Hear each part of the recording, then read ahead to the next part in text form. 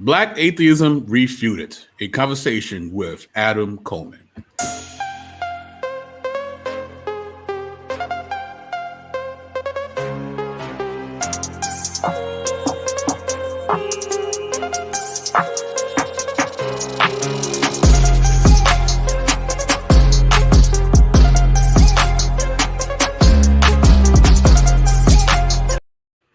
Yeah, what's going on, party people? The place to be. I go by the name of the BK Apologist. Do you? Are you sure? I'm pretty positive. Okay. New York, and I'm also positive that New York is the city and Brooklyn is the borough. What's good? What's popping? Let me say what's up to the party people in the chat real quick. We got Adrian Jones, Tyler Lott. We got Bodega Mills, Shoddy Mills.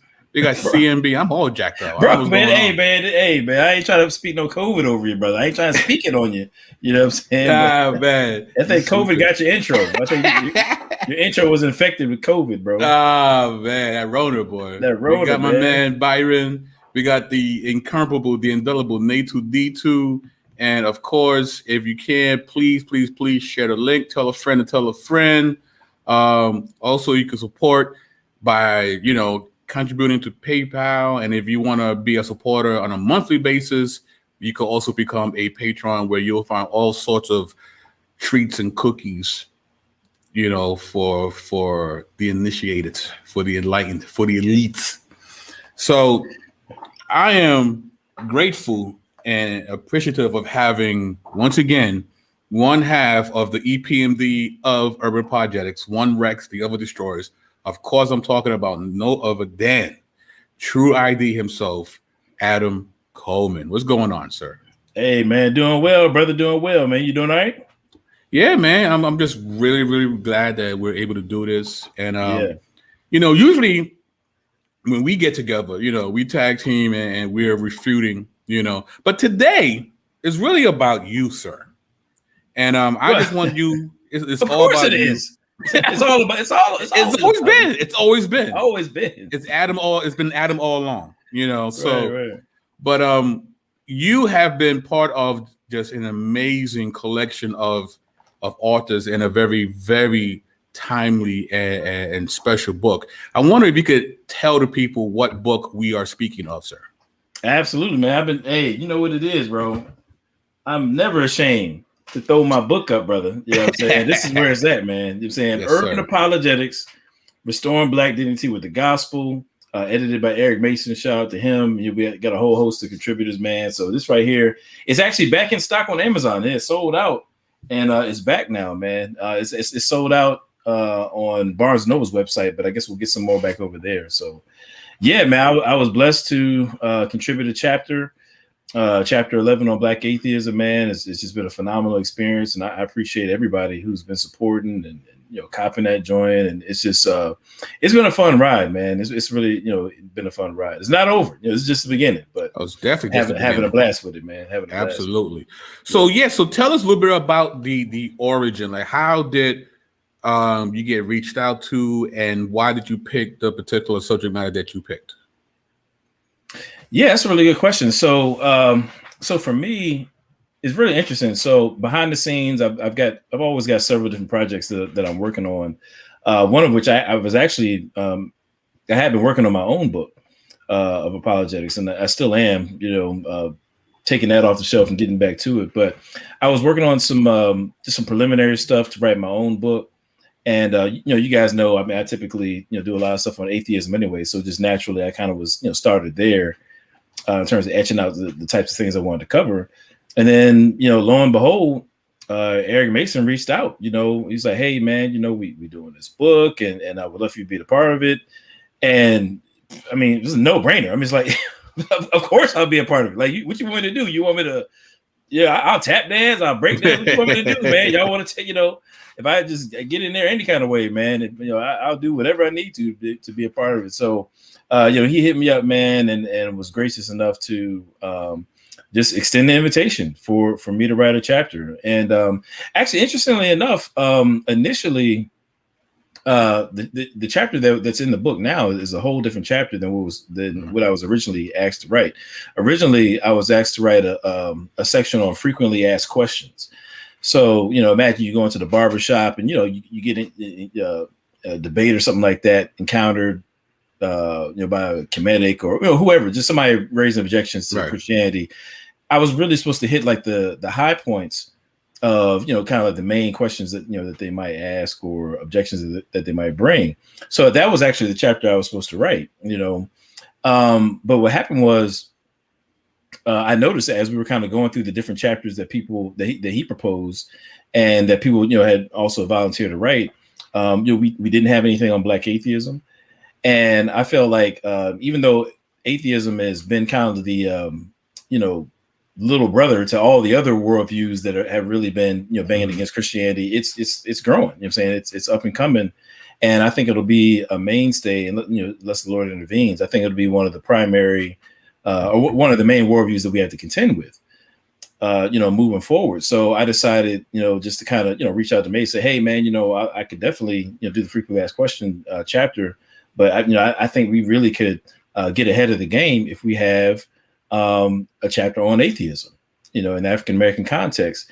And it just so happened that because I'd already been doing work on it, I could, really address it, honing in on African and African American sources, for the arguments that I was going to make, which is what I end up doing in the book. So, I pitched it to Mace, and then, to be honest with you, he was just like, all right, cool, just go ahead and write it. I was like, oh, okay, that was easy. You know what I'm saying? So I ended up writing it, and I told him that, hey, I know you want the frequently asked questions section, so I'll write both. I'll just go ahead and I'll knock out both, as which what I ended up doing.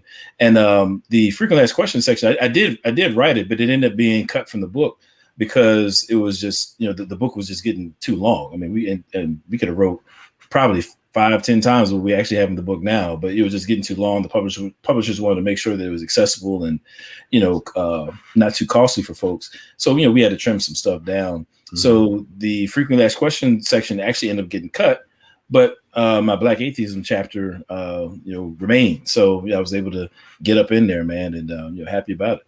Yeah, that's what's up. How did it feel when you found out the murderer's row of scholars that will be writing in this book, and that you're going to be a part of that lineup? How did that feel? Oh man, I mean, it's hard to explain, man, because So here's the thing with me, right? When I got into doing urban apologetics, I've been playing apologetics. I mean, I've been into apologetics, for some time, and then what's crazy is I remember, I'll never forget, man. I was at my part-time gig. I used to be at this part-time gig for 5 hours a day, and the whole time I would just be listening to podcasts, listening to John Lennox, William Lane Craig, and all these different guys, and it was during that time when I started listening to some of these guys, and every now and again in some of the Q&A sessions, something would come up that was, what we would call urban apologetics related, that these guys, didn't have an answer to. It wasn't really in their wheelhouse.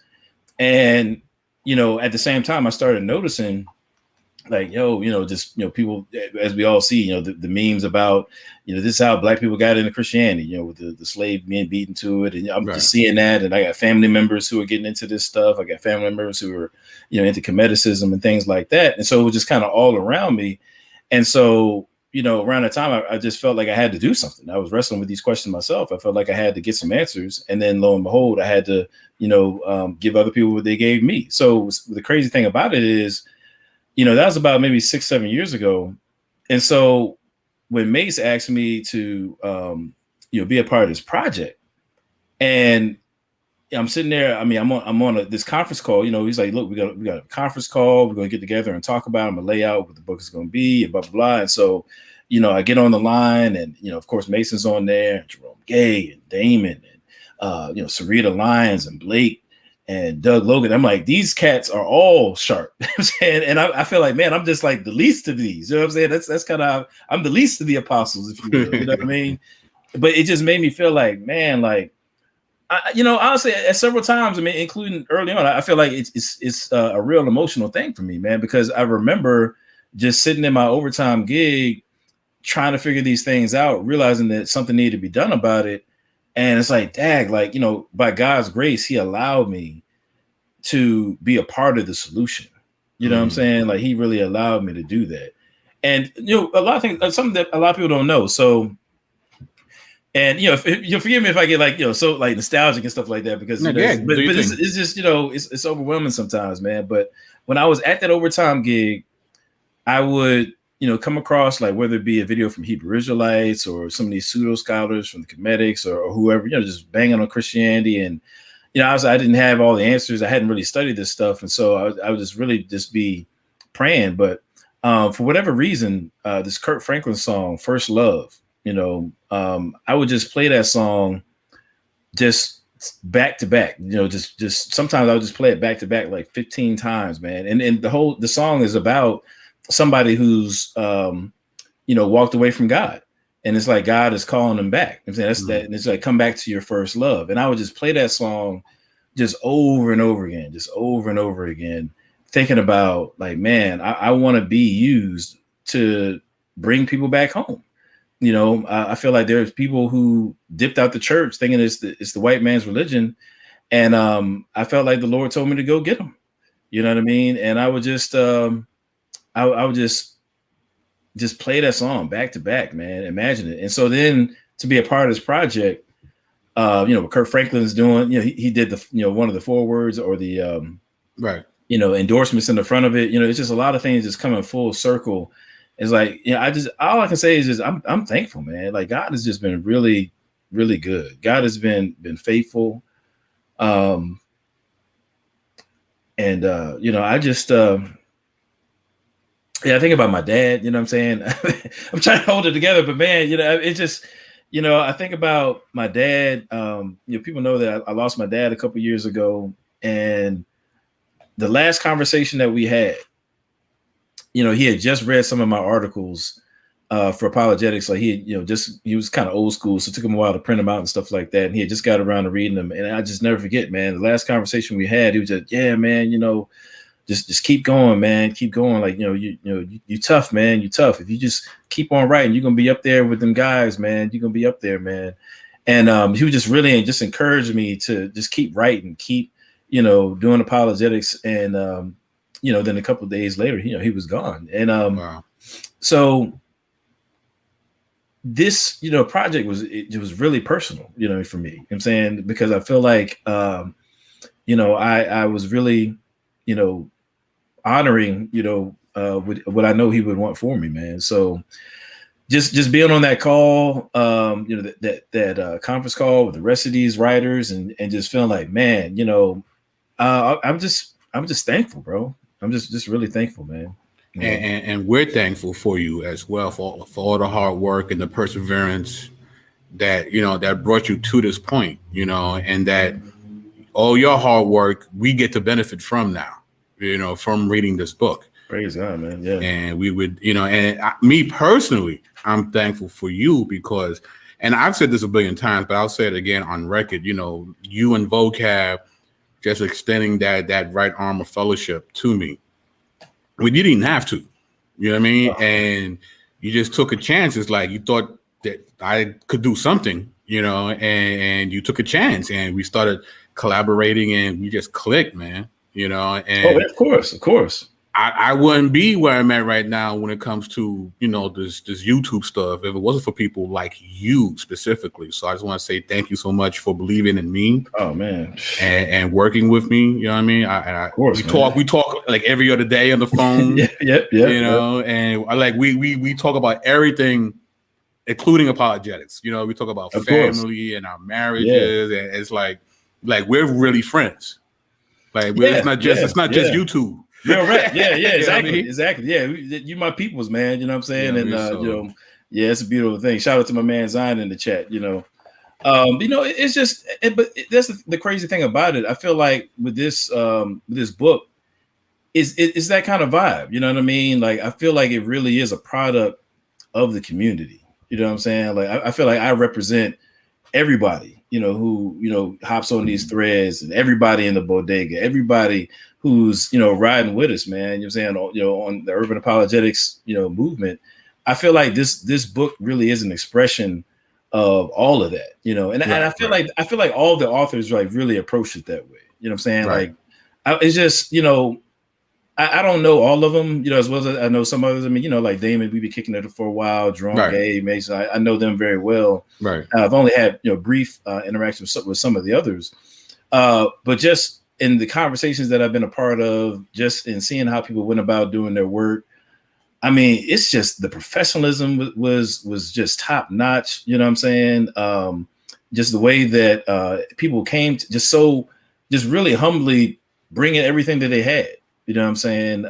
It's just the whole process was really, beautiful. Now, granted, I mean, I wasn't the one who was the lead editor, so maybe it may have been a dumpster fire for Mason. I don't know. You know what I'm saying, but from where I sat, everything went really smooth. You know what I mean? Right. Cool. Yeah, man. Yeah. Amen. So, all right. So enough of the bromance. Let's actually get into. Right. Oh, we got my man Pastor Bennett's in the building. What's up, Pastor? Pastor Bennett, man. Hey, I was watching that video with him and Tazariak today, man. Hey, Pastor Bennett plays no games. He's a beast. He plays Pastor zero games. Respect to the brother, man. For real. I guess he's taking time out between spankings that he's been giving out lately. Right, you know what I mean? Right. That's what he do, man. Yeah, buddy. Thank you, Zion. Definitely appreciate it, sir. Thank you. Speaking of beasts, Zion. Oh my gosh. Oh man. Dude, man, Zion, man. Oh, I mean, I don't want to spoil it, but people got to get the book. But look, so here's the thing. I intentionally didn't read the book until I got my physical copy. You know what I'm saying? Obviously, when we were doing our edits and stuff like that, I had a digital version of the whole book, and I could have read it then, but I chose not to read it until I had the physical copy because I just kind of wanted to get that experience. Right. And I'm reading through it, man, and bruh. Hey, listen, I'm not ashamed to say it. Like when I came to Zion's chapter, when I finished reading that journal, I think I was like maybe a page or two in. I had to stop and call the brother. I said, bro, this right here, this right here is fire. I called the brother, man. I was like, yo, he killed it, man. He really did. Zion really like walks heavy every day. Like, heavy, bro. Just walks heavy every day. It's just nuts. Yeah. Really, but let's get into what we came for. Oh, sure, yeah. All right, so one of the things that you say in the beginning is, generally speaking, Black atheists come to the table offering two streams of critique against God and Christianity. First, they claim that belief in God is an outdated, irrational relic of our community's past, while belief in God, particularly through the lens of Christianity, has traditionally provided emotional, social, and civic support for our community. They argue that it is a false belief that should now be abandoned for a more rational worldview. Now, first and foremost, how does it feel to be quoted, Adam? Oh, man. You are a slide. Yeah, you are an actual slide, bro. I've actually made it to BK Apologist slideshow, man. That feels great, brother. That feels wonderful. Am I the first person to quote you? Am I the first person to quote you on a video? Yeah, well, on video probably so. But yeah, on video probably so. Yeah, actually, no, it was really weird. It was not weird in a bad way. Is that in Sarita Lyons' chapter, she quotes one of the articles I wrote about the conscious community, and so she quotes me in the Urban Apologetics book. Wow, and that was kind of weird. In a good way, in a good way. It's like, oh wow, like people actually take me seriously now. Like I'm not just like making stuff up, Right. But it was really cool, man, and I just really appreciated. I really appreciated that. But yeah, man, it's a good feeling, and I do think that this statement is true, and actually, I probably should clarify this too. Like, one of the things that I do, like even I don't make a video about everything that I watch or everything that I'm observing because I'm putting like several different projects together at the same time. But this right here really comes from just what I've observed in general from some of the main critics of Christianity from an atheistic perspective in the African American context. And I mean, I try to do my homework. I've got some stuff from a guy named Chris Cameron who wrote pretty sizable book on just I guess like the history of Black secular humanism and atheism, if you will. Anthony Penn, I was looking at some of his stuff. I have his book. Matter of fact, let me get like right here. Anthony Penn. I made sure I did my due diligence. Read through some of his stuff. So I'm not just like making this stuff up. I'm really basing this on observations in terms of what I'm seeing from the Black atheist community. I do think it's slightly different than what you're going to find in your typical European atheist critique, because very interesting. I guess there's like a whole sociology of it, but oh wow, thanks, appreciate it. But definitely, I think that when it comes to atheism in the Black community, I've noticed that they have this sense that they kind of have to walk lighter than maybe some atheists in other communities. You know what I'm saying? Because they do have, it's just honestly, our community is just so entrenched in theism, particularly Christian theism, right? That they just really don't. Sometimes it's just a matter of just not really wanting to deal with the static that comes from, saying that you're an atheist. And other times it's just like, they just don't really see the value in just being outright belligerent about it. So they tend to walk a little lighter. And sometimes, rather than saying that they're atheists, they'd rather they'll use the term humanist because it sounds like a little softer than atheist. So, but usually when, from what I've seen, when they do come to the table with objections, it's pretty much going to fall in one of those categories. The first one that you showed there, just as far as Christianity having some utility in African American history and amongst Africans in the Western world in general, but they believe that it's just outdated. It's just time we got rid of it. Basically, that's kind of how they feel about it. Right. So now that we're tossing the word around a lot, and I'm sure our chat is well aware, but just to make sure that we define terms, what does the word atheist mean? Because some atheists like to play fast and loose with the definition. But what is the classical definition of the term? Yeah, so classically, atheism is simple. It's just no God. You know what I'm saying? Is the stance. Sometimes they don't like the word belief, so I'll just say the stance or perspective that there is no God or gods. You know what I'm saying? That's classically how it's defined.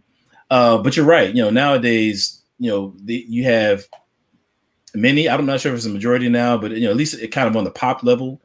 Many self-proclaimed atheists take a slightly different approach. They say rather than making the affirmative claim that there is no God, they prefer to frame it as they lack a belief in a God. Now, classically, the notion of lacking a belief in God would fall more so squarely under what we call agnosticism, meaning you just don't know. Right. So you have some who are hard agnostics who would say that not only do I not know that if there's a God, but really nobody can know, that there's a God. So that'd be like a hard agnostic. Right. But then you have like a soft agnostic, which is just, I don't know. And I think that the way that, pop level atheists, like to define atheism now, kind of falls in that soft category of, I don't know. And so they want to put the burden of proof onto the theist to show that there is indeed a God. Right. So in my chapter, I pretty much kind of broadened the definition out to where I tried to encapsulate both of those. So basically any perspective that it would hold or imply that there's no God or gods, as a real feature of the world, that's what I'm referring to as atheism. But then also add in the part about the Black part, I'm saying, which some people take issue with that, but nevertheless, when you look at atheism in the African American context, it does seem to take on a flavor of the concerns and the culture of the African American and African communities. Right. So whereas in the white communities, you may let's say they're talking about the problem of evil, they may say something like, why did God allow the Holocaust, or why did he allow COVID? Right. Whereas in the Black community is, why did God allow our people to go through slavery? You know what I'm saying? They might say that, slavery is an evil that if, God existed, he would have prevented it, but he didn't. So therefore, I'm an atheist. I don't believe that he exists. So they kind of take that vantage point. Mm-hmm. So it's like atheism with a little bit soul food flavoring, I guess you could say. It's kind of it tends to be. Yeah. Shout out to MJ Jackson. Grace and peace. Grace and peace to you, sir. Actually, me and Adam will be tapping your shoulder pretty soon, Mr. Yes, Jackson. Sir. Yes, sir. I'm gonna throw it out there. Mm-hmm. Now, what's interesting is not only do you go about defining and refuting, but you do it with I don't want to say living vicariously, but you do it by quoting a particular African philosopher that a lot of people are not aware of. And sure. He goes by the name of Zera Yacob, right? And it says here, Yacob was born into a farmer's family. near Aksum in northern Ethiopia, the former capital of Ethiopia under the ancient kingdom of Aksum. Yaqub's name means the seed of Jacob. Zar is the Ge'ez word for seed. Although his father was poor, he supported Yaqub's attendance of traditional schools where he became acquainted with the Psalms of David and educated in the Coptic Christian faith. Which makes the philosopher extraordinary was how he demonstrated his use of deduction and critical thinking without studying any of the ancient Greeks or Renaissance philosophers. So, please break down this amazing That's the key. person here. That's the key. So what's funny about it is, so in my chapter, just to kind of give people a peek into where I was coming from. My goal was now, mind you, I mean, I got a book right here. This is one of the earliest books that I got on apologetics, right? On Guard. This is William Lane Craig. Right. It's a phenomenal book. One of the earliest ones I had when I began to study apologetics. And, he goes through various different arguments for God's existence. And I've always kind of been on that vibe. So for my chapter, I wanted to write the blackest refutation of atheism of all time. I just wanted it to full transparency. Just full that was my goal. Like, this is going to be the blackest refutation of atheism ever written. That was my goal. And so every page, I kind of wanted it to be just dripping with Black history and experience. As I was employing some of the, very common arguments for God's existence that you might find in any mainstream apologetics book. So what I was doing when I was writing this stuff, just to kind of give you a little bit of background. So I would sit down as I was writing, and I might listen to an hour of William Lane Craig, and then I might listen to an hour of Cornel West. You know what I'm saying? Then I might listen to some James Baldwin, followed by some Martin Luther King. I throw on some Coltrane. Then I might throw on some hip hop beats. You know what I mean? And so I was just kind of stewing, kind of trying to get that vibe. You know what I mean? So my goal, I really wanted to be like, if William Lane Craig somehow merged with Cornel West, this is what he would write. You know what I mean? Like, that's kind of what I was thinking. Right. So amongst that, and then too, Mason really wanted to emphasize Black authors and sources in the work in general. So that's how I wanted to approach it as well. So with that being said, Zara Yacob, funny enough, actually, I stumbled across, this is gonna sound terrible. I stumbled across him through Wikipedia, as a matter of fact. I was doing some research on Black philosophers. I was just trying to find just different Black philosophers, and I came across, I was just doing a random search, and his name came up, and I read the Wikipedia entry, and it was interesting. It said that he made a cosmological argument for God's existence. I was like, that's interesting. Now, mind you, this is way before I was Mason approached me for the chapter. This is something I was working on, for my own stuff. And so I was like, wow, that's interesting. So I just tried to, just do my due diligence to track him down more. And I actually ended up getting the Blackwell Companion to African Philosophy, and they had a whole write-up on Zara Yacob, And from there, I was able to get a copy of his work, the Hatadah, which is the only work that we have from him. It was written by a student of his, recording, his some of his life experiences and teachings, and got a copy of that. And as I was reading through it, I came across this cosmological argument for God's existence, and it was really stunning to me because it was obvious. I mean, people got to go to book, get the book, and they can see what I'm saying. But it was just abundantly clear to me that he was making an argument that was very similar to, for those who are familiar with apologetics, the Kalam cosmological argument, and various other types of what we call first cause arguments. It just jumped off the page at me, and I was like, "Yo, this is fire!" Like, I mean, it's just so crazy that nobody's ever heard of this guy. You know what I'm saying? Right. And so for me, one of the reasons why I wanted to include him in this work is because many times, if you have like a apologetics book or just any work of philosophy where they're dealing with the any form of the cosmological argument, many times they'll give you a history of various different people who made versions of that argument. Right. And typically they'll go back to Plato and Aristotle, and then they may come up to Thomas Aquinas, and then they may jump to Al-Ghazali with the Kalam and stuff like that. But Zara Yacob is never mentioned.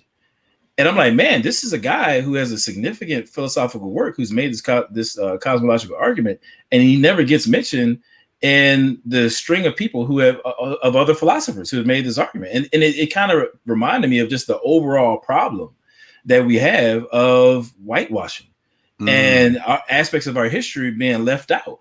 You know what I'm saying? Shout out to the Falcon and the Winter Soldier for people who saw that. They kind of touched on that, how our history gets wiped out. You know what I'm saying? And so that's how I felt with Zer Yacob, is that you have this philosopher who has a Christian background. Later in his life, he has some struggles with the faith and things like that.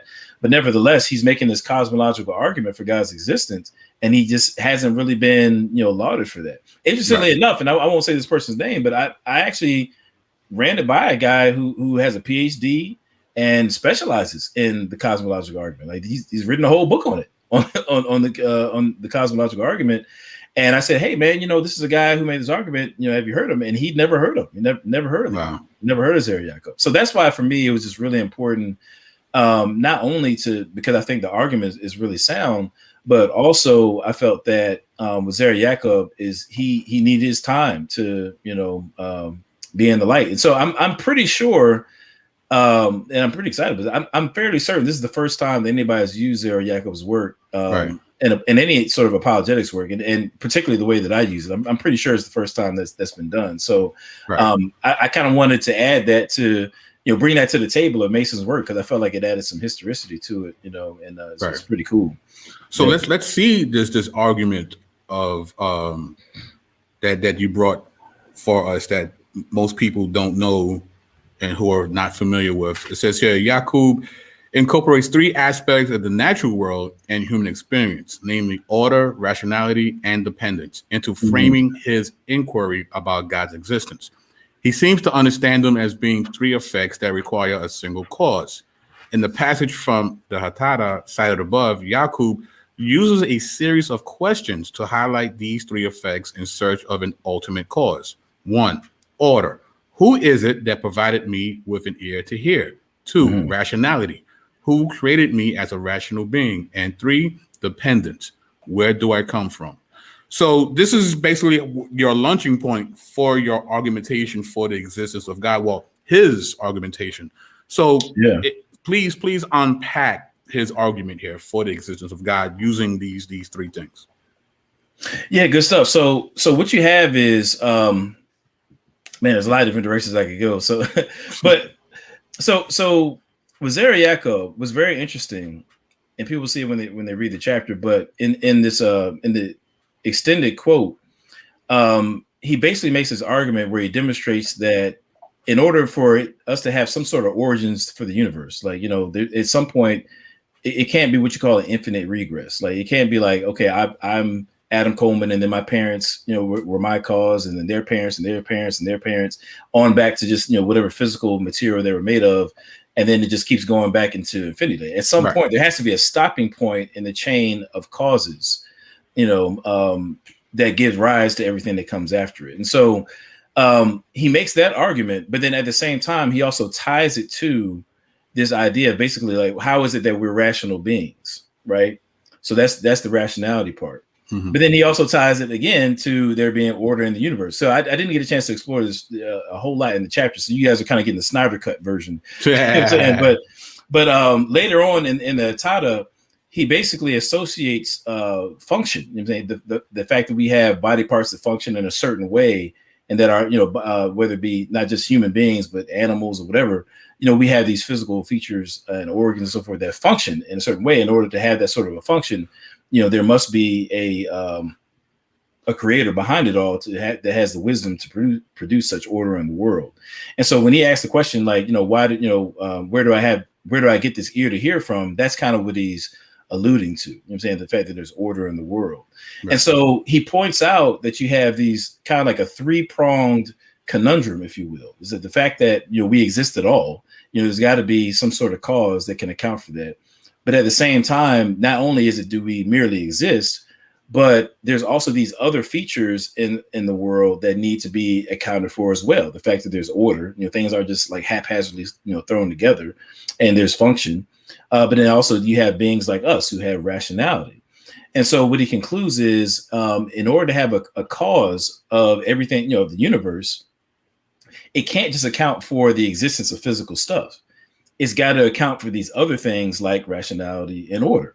And so what he does is he reasons that out, and says that the best account for a cause that doesn't require some other cause, as well as us having reasoning, as well as the world around us having this order, it must be an intelligent creator behind it all that can start off this chain of creation and then fashion things in such a way that they have order, and then endow beings with rationality like he has, and so that's kind of in a nutshell. But the reality is he actually was very interesting just in that 3-part inquiry of his.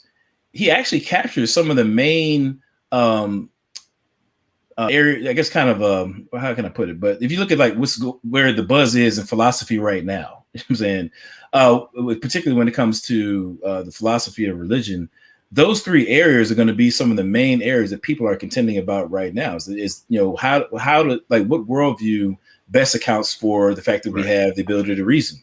How is it that you have this enormous amount of order in the universe? You know what I'm saying? Like, there's no good reason why things should just be just slapped together by chance like this. So, how do you best account for that? And how do you best account for the fact that we exist at all? Those are some of the mainstay issues that people are contending about right now in philosophy. And this is stuff that Zariaka was dealing with, back in the 17th century. You know what I'm saying? And he's not drawing from any other like European scholar. Like, this is his own methodology and research, and he's making up his own argumentation separate from these other European scholars, right? Yeah, well, it seems like, the only question I try to be as conservative as I can when I frame things. So the only thing I would say is that it seems like he was familiar with the patristics. I'm saying, because he's dealing with the Coptic, right? I guess you can say intellectual heritage. You know what I'm saying? And so he is going to be familiar with the patristics. So maybe, through that, he might have encountered some version of the cosmological argument, you know what I'm saying? And I said patricians, but I mean, just in addition to just like the church fathers, like he might have been educated in some other areas where maybe he would have came across it some kind of way. There is, during his lifetime, there's this interaction between him, not him, but the Portuguese and the Ethiopians. It doesn't seem to me like he would have got it from the Ethiopian. from the Portuguese, right? But So it seems like it would have been independent from that, but we just don't know, like, what his whole education consisted of. Is there any recorded debates that he had with anyone? No, not that I'm aware of. I'm aware of, But what's interesting, though, is that, so again, he's come along in the 17th century, right? And many of the ideas, particularly like this notion of the centrality of reason, being able to access the most fundamental truths of reality just, through reason, things like that. The notion of kind of where reason fits in his ideology, that actually is reflected in the secular Enlightenment thing. Well, not just secular, but just the Enlightenment thinkers in Europe. But he's coming up with these ideas independent of all that. Like, he's, and he, in some cases, some of the ideas that he forwards are before his European counterparts. You know what I'm saying? But because his works aren't like translated and circulated amongst the European philosophical circles, it's just like he's on his own island kind of coming up with this stuff, with no interaction with others. It's very fascinating, so that's what I think makes him like really special. And I think people really need to acknowledge it. I mean, this guy, he was a genius, man. Like he was a true genius. And some of the ideas like that people attribute to Immanuel Kant or, David Hume, as I showed in the book, Leibniz, G.W. Leibniz. Zariaka was addressing this stuff in his works. I'm saying in some cases before them. It kind of makes me think of it's kind of like he was part of the philosophical Negro League, right? Yeah, because you have Babe Ruth and you have all these other people, but then you have Satchel Paige. Yeah, he's Satchel Paige. Like, that's real right. That's a good analogy. That's a really good analogy. But it's true. You know what I'm saying? And it's unfortunate he doesn't get his due. But again, what makes his and see, this is what makes his contribution, going back to the argument so unique, is that in many instances, people would just kind of take one facet of reality and kind of key in on that to build their argument around. But for him, he weaves the different aspects of reality together into a single argument. And so he kind of makes like a cumulative case, which is very unique, particularly, going back to that era of history. Right. So, and people will see, kind of how that that unfolds in the chapter. But for my purposes, one of the reasons that I wanted to use this work is because it gave me the opportunity to, again, touch on some of what I believe to be the strongest arguments for God's existence, as well as to highlight that piece of African history. So I go into a version of what's called the contingency argument, and I deal with that dependence piece. And people can, I'm trying to figure out what I should say and what I shouldn't, but I go into a version of that to establish that there does indeed need to be a cause, we call a necessary cause for the universe and really all existence. But at the same time, I also had the opportunity to get into the part about order and rationality as well. So I was able to touch on some of the three of the strongest arguments that we have in our arsenal in that first half of the chapter. Yeah. So speaking on African history, right, and this might get a little spicy. Okay. Right? So let me ask you this question: within African history, would you consider the atheist worldview indigenous to the continent? Well, I mean, I think the way that I frame it is a cultural aberration. It's not to say like maybe somebody's. I mean, of the millions and billions of people that have lived on the continent of Africa, I'm sure that somebody was an atheist. You know what I'm saying? Right. But I mean, it's something that's so out of step, with African culture. I mean, like you'd really be hard pressed to find like an atheistic society. That's just not how they got down. One way or the other, you're going to be dealing with some sort of deity. Right. And John and BT touches on this. Actually, I think I quote him in the book is where he says that Africans are notoriously religious. And that's just kind of been a linchpin of our history. You know what I'm saying, and I think it's carried over obviously here into us being in the Western world as well. But yeah, atheism is certainly out of step, with African and African American culture by and large. There's no doubt about that. Right, because in African philosophy, there's this thing called Sankofa, right? It's to come back and get from the past so that you can move forward, right? That's the concept of Sankofa. So if a person of African descent was to subscribe to an atheistic worldview, that's not Sankofa then. No. I mean, it's really not. I mean, again, I mean, maybe somebody smarter than me. I can't think of any African cultures that were built upon an atheistic worldview. I really can't. You can find pantheism over there. You can find panentheism. You can certainly find theism.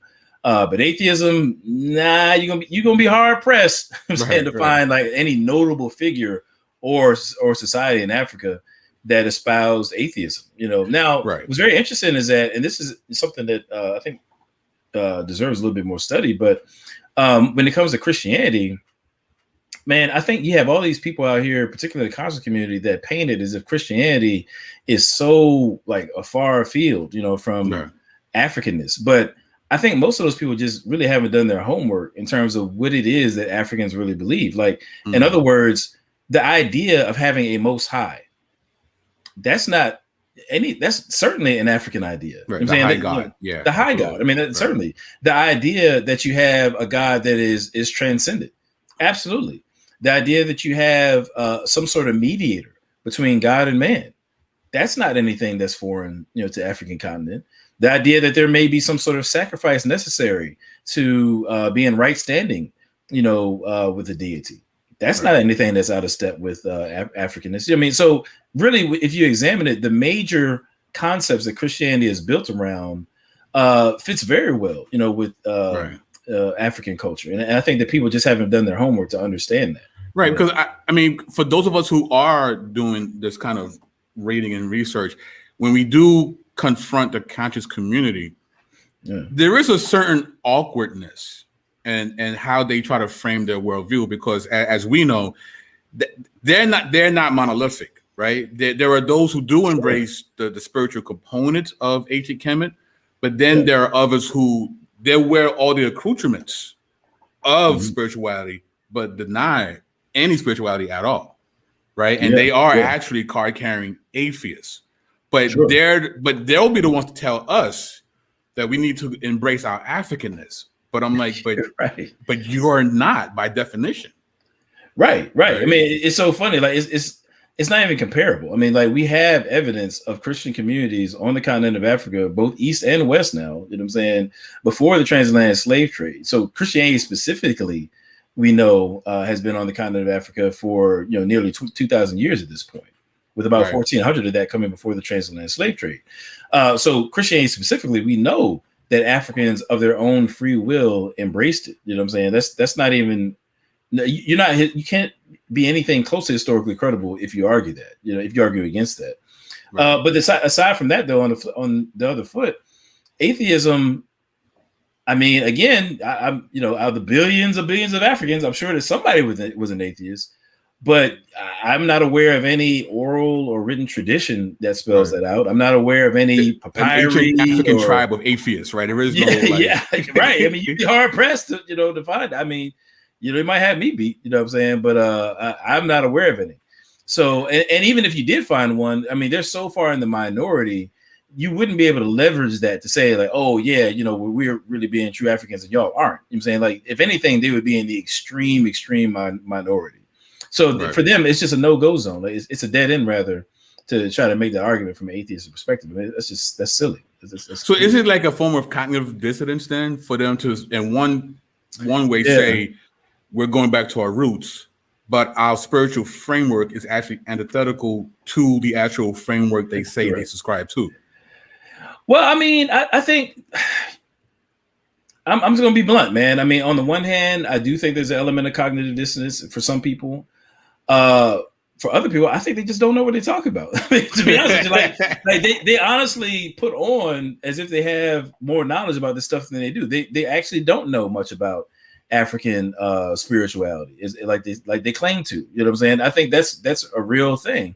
And then some people, I think, are just flat out just rebellion against God, man. I think that we have to always keep that on the table as a possibility that some, you know, there's always this element of people just wanting to rebel against God for their own reasons, and they slap this Africanness on top of it to justify their sin. Wow. You know what I'm saying? That's the biblical reality of it. You know what I'm saying? These cats are in rebellion against God. You know what I'm saying? So it's rebellion draped in a dashiki.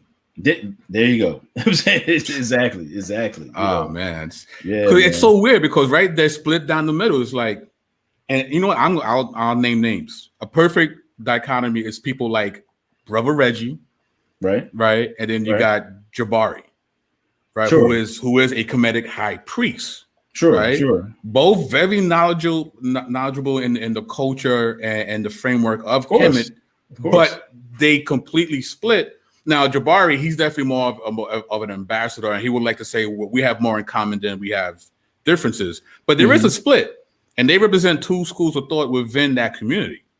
You know, Jabari definitely embraces the spiritual aspect of it, whereas Reggie does not. You know, he'll say stuff like the nature rule is really just aspects of nature. It's really just high science. Yeah, and I think it's just one of those things where he's trying to modernize what his ancestors believed to, you know, I guess de-spookify it or whatever. But, you know, I mean, at the end of the day, it just seems to me like he's just putting words in their mouth, you know, for his own, to make his own intellectual conscience, you know, at ease, I guess, you know what I mean? But they believe what they believe. I mean, you just can't read through Kemetic history and come to the conclusion that these people did not subscribe to some form of spirituality, as in something beyond just the physical world. That's just, you know, to say otherwise, I think is just nonsense. But even with that being said, like, so with this chapter here, you know, that I wrote, even though it's titled Black Atheism, really each of the arguments can be utilized to, you know, militate against worldviews like Brother Jabari's. Right. You know, so for example, the back half of my book focuses mainly on a version of the moral argument for God's existence. You know, I give people what I call, you know, the human value argument. Now, the thing about it is, and we don't have to go through all of it now, but on Jabari's, you know, view of, you know, the supreme being, the ultimate reality or whatever, there really is no sound foundation for objective morality, because if you recall, remember at the end, like right at the end of the debate between him and Bantu, somebody asked him, somebody asked him like, dog, like, what do you believe?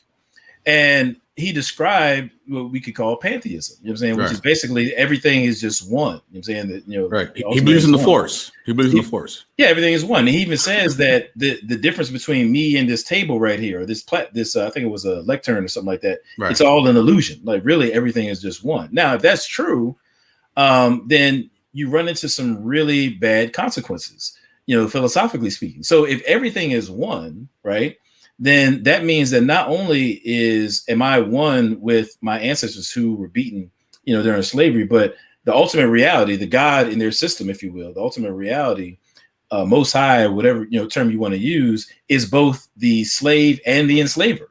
I'm saying if everything is one, then he would have to say that the white slave masters who raped, pillaged, beat, and so forth, their ancestors, he would have to say that they were part of the one as well. Right. Now, if that's true, then you have a real problem on your hands, because now the one, the ultimate reality in his worldview, is responsible for evil, right? There's never been an act of evil committed in the history of humanity or whatever else that has not been committed by the one. You know what I'm saying? So here's the thing: they may say about Christianity, "Oh, why did God, you know, allow slavery?" Well, according to Jabari, his Most High is directly responsible for slavery. So it's like out of the frying pan into the fire.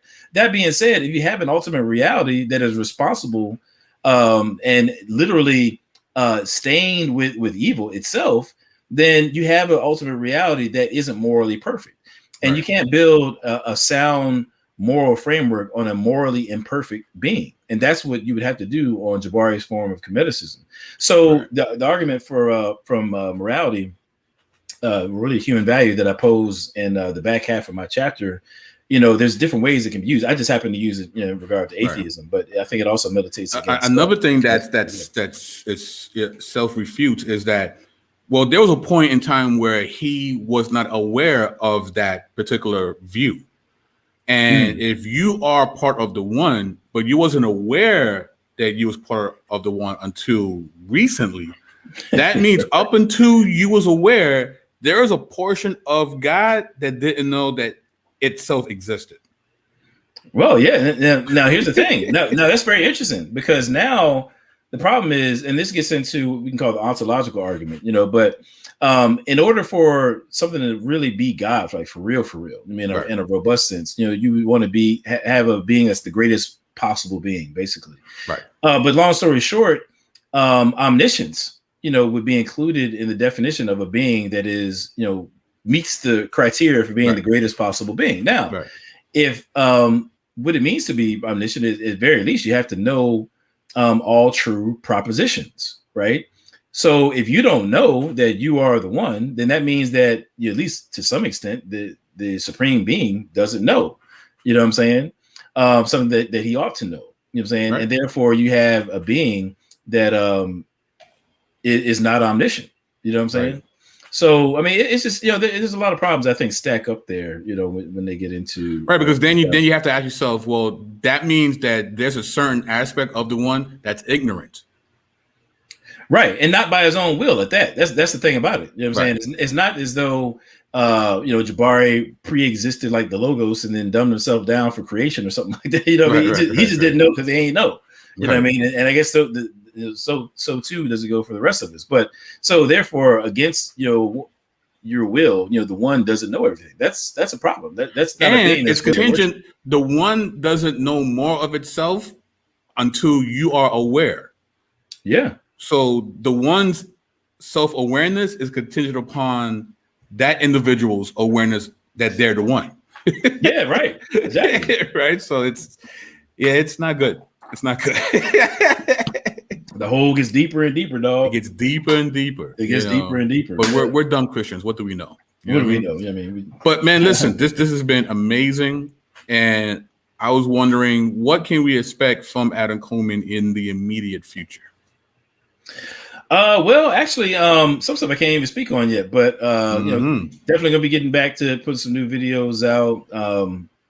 I got some writing projects where, like I said, I'm kind of doing like a Snyder cut version to some extent about, you know, in terms of what I wrote in the chapter. You know, there's a lot more that Zer Yacob had to say than I was able to squeeze into that chapter. So I'm going to be definitely revisiting that and just kind of fleshing out some of his ideas even more. And I'll probably drop that in some articles or whatever. I got to get back to writing some articles, man. So I've been thinking about that. Now there's rumors. There's rumors in the streets. Streets. Uh-oh. The streets is talking. Uh-huh. That there might be maybe a part 2 to this book. I also have heard rumors. I cannot deny I can neither confirm nor deny. I would not be surprised. I would not be get surprised, exclusive here. Yeah, I mean, I feel you. But you know what? Here's what's crazy though. I mean, real rap, and I'm just keeping it funky, man. Like I think that I think this book has sent a message to the book industry that these kinds of books are what people want.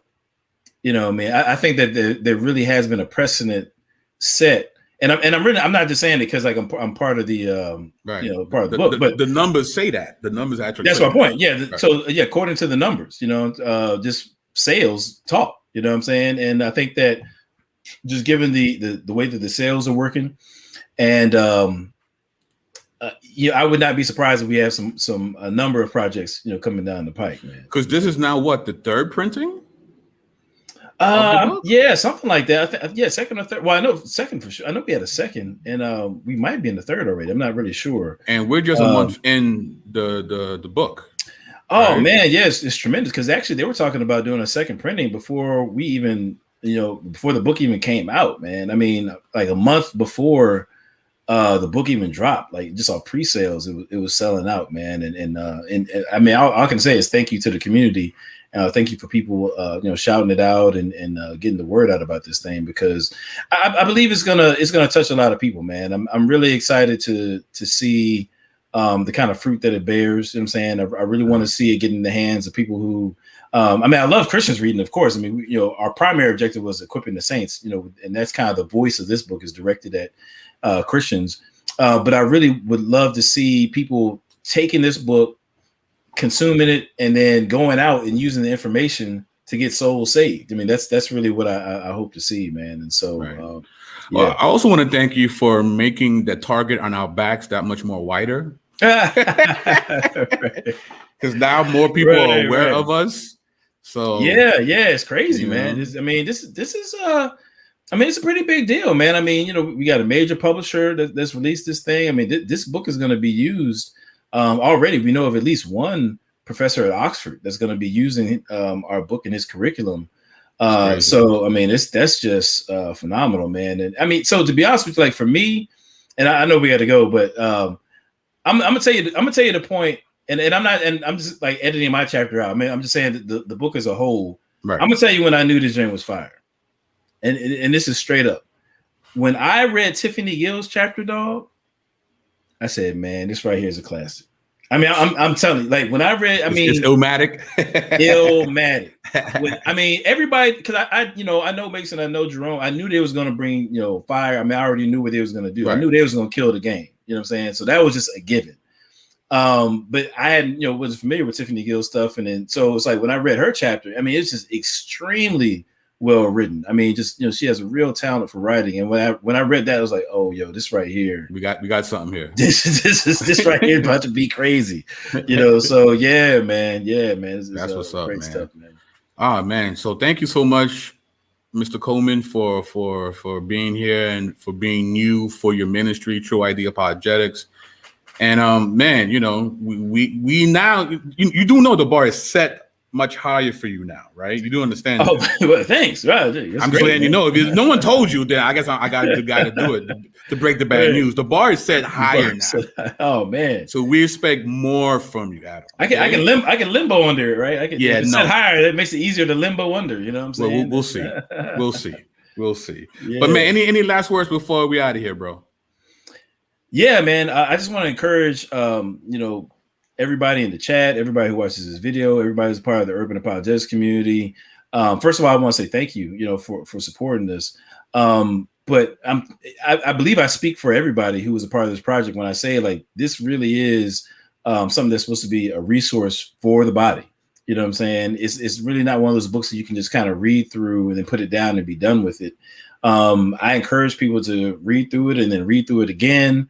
You know, if you got a family member that is in one of the worldviews that we address, really get that chapter down, and let's all be about the business of evangelism, discipling, and use this work as a resource to witness. You know what I'm saying? Get out there, let's get our hands dirty, and get out there for the lost, man. So I would just encourage people to do that. Amen. And with that being said, Adam Coleman and BK Apologetics signing off. Catch you later. Peace.